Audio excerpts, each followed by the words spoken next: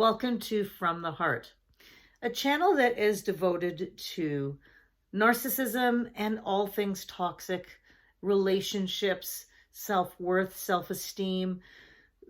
The area of narcissism and emotional abuse touches on so many other areas that I really wanted to delve into in order to help people with getting information, education, being able to ask questions and get the information in terms of the awareness that one needs to decide where they are in relationships with other people.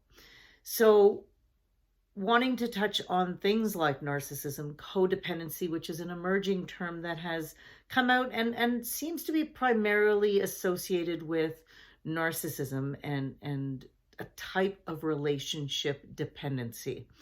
And so in this channel, I am wanting to get into more information in depth, because you may be looking for information as you've just realized there's something wrong in your relationship. There is something off. And oftentimes we push things down. We say, we make excuses. We deny that things are as bad as they are. We say that many people are in relationships that, they're not always happy. And what we do is we talk ourselves out of some of our feelings. And so really wanting to allow and give space for acknowledging that sometimes we are not happy and we are not in relationships that are for our best interest or that meet our needs. Not every relationship meets all of our needs, but certainly we don't want to be in a relationship that is toxic, or that we walk away from every interaction feeling bad about ourselves, or that we've done something wrong or we are to blame for some of the dynamics that take place. And not that we don't all take responsibility for some of our actions, but in the area of narcissism, narcissists don't take responsibility for their actions. So giving you the opportunity to seek more information. So here I wanted to get into narcissism and what does narcissism mean? What does that look like? How does it show up? So narcissism is considered a personality disorder. It is in the DSM-5, which is the diagnostic manual, if you will, for mental health disorders that can be diagnosed by a psychiatrist. And so narcissism falls within the personality disorder realm. And there are 4 types of personality disorders. So there is narcissistic personality disorder, there is antisocial personality disorder, there is histrionic personality disorder, and borderline personality disorder. So those are 4 types of personality disorders. And personality disorders are very difficult to cure, I'll say. They are a type of personality that has missed steps in their development and not things that you can go back and learn. So often, when we think about delayed development, whether it's things like speech or motor, so walking and movement, some of those things can be helped and aided with things like physiotherapy or occupational therapy.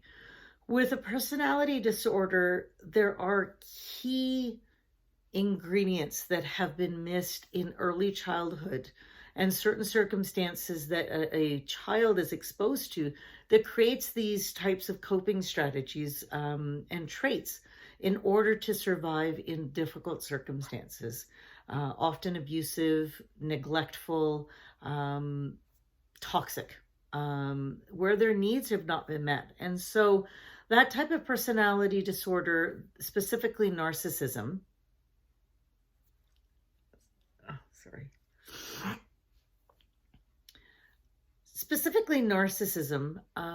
has the lack of empathy. So empathy evolves over time as a young child, as a parent nurtures and meets the needs of that child. And then that child learns that other people have feelings and other people should also have the ability to express those feelings and for one to feel connected to the other, where you can connect and put yourself in the shoes of the other and understand and experience what they are experiencing, and hence empathy.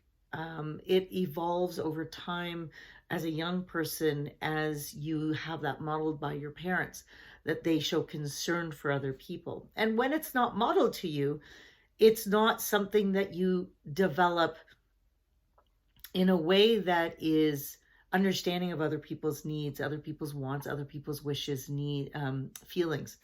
And so a person who starts to omit understanding of others grows up in a world very much that is self-enclosed and meets their own needs, because what they have learned through absence of parenting and protection and a feeling of safety is that they have to protect themselves. And so their ego or sense of self is very, very fragile. And what they do is spend a lot of time protecting themselves, and to a point where others are non-existent, not important as their needs being met. And it then evolves into a personality that becomes very negating, rejecting, devaluing.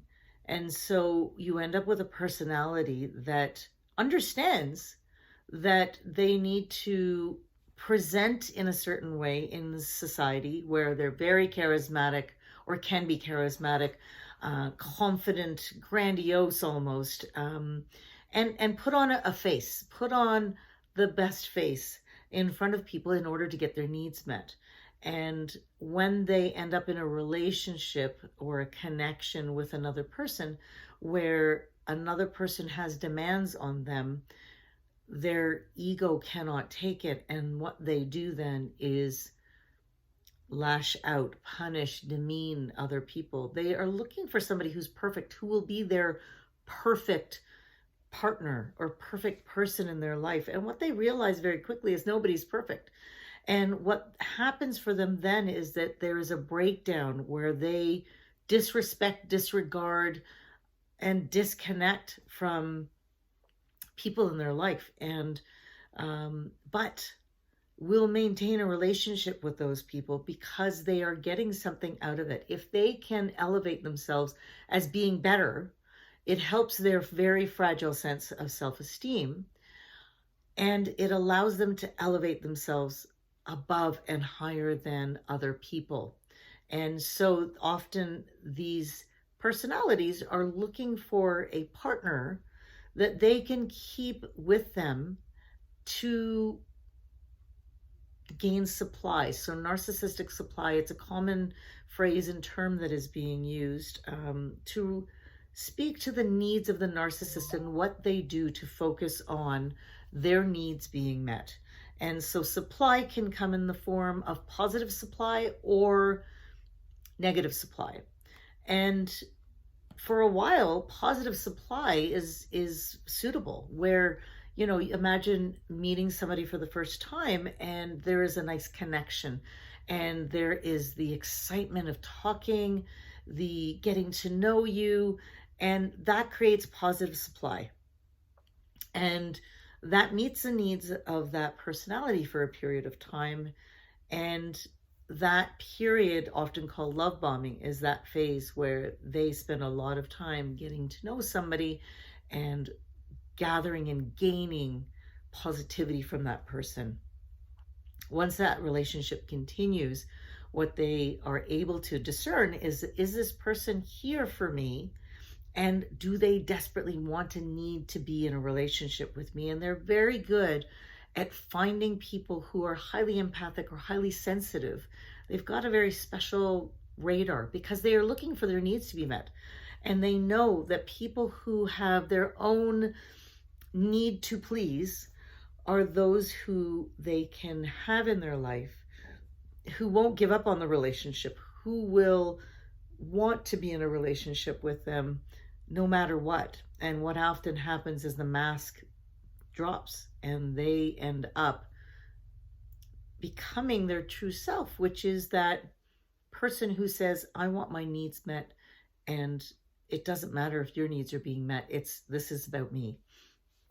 And so the relationships that you may be wanting to figure out, oftentimes, if you walk away from feeling bad about yourself, or you feel that you're always being defensive or on guard, and often many of my clients talk about feeling like they're walking on eggshells, it's that worry about how that personality behaves, wanting to please them, meet their needs, and doing whatever they can. And so personality disorders, like a narcissist, are very, very attuned to finding people who are highly empathic, who are highly caring, who want to give, because that personality type is able to meet their needs and stick around and are invested in trying to make that relationship succeed. And all the while, a narcissist is spending a lot of time taking and taking and taking. And, as people pleasers give, give, give. So it's a relationship where one is very much built and connected to the other. And so a narcissist is somebody who often knows very well what they're doing, in that they're looking to have their needs met, and they'll do it whether through positive supply or negative supply. And often the high comes more from the power and control in negative supply. And that is why often narcissists will have a number of people who are part of their supply network, sort of the primary supply, their secondary supply, their tertiary. People at work may be their tertiary, their secondary may be extended family and friends, and then the primary is often that intimate partner or parent-child, where you have a child who is meeting the needs of a parent in a very selfish, egoistic type of way. So that is the start of this journey in sharing information, and I hope you will join me. So please like, subscribe, share, and if you've got any comments, please drop them in the comments below. You can find my links to my bios and other platforms, so please join me.